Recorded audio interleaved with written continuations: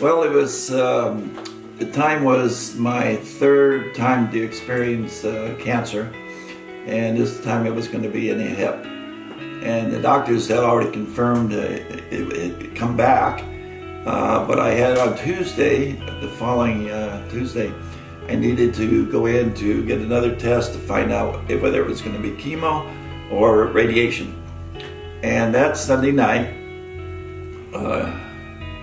a gentleman by the name of Dave Smith asked me if I would be interested. And at first I said no. This all happened on Saturday night after Mass. At first I said no because I wasn't sure if the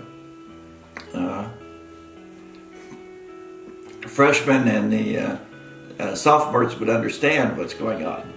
I knew the peers would because they've been through it before. However, sometime between after Mass and Sunday when we had our laying on hands, I changed my mind. Between you and the fence posts, I can't really tell you exactly why I changed my mind, but I did. And so we met up in the back of the conference room there.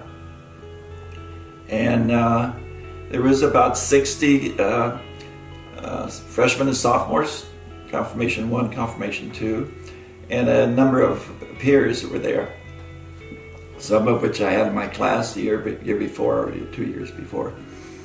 And during that period of time, the process happened with everybody laying their hands on me to get better, for healing.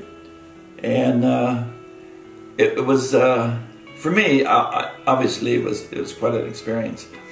And I'm sure it was for some of the kids too. Tuesday morning, I went to get another procedure done so the doctors could find out if I was going to do chemo or if I was going to do radiation. And it was in my hip area. And at that time, they found out there was no cancer in the hip area, which they had already confirmed it was. So that was the whole experience. And I would say years later, I had parents come up to me and bring up the laying on hands. It transpired that their sons and daughters had come home and told them about it.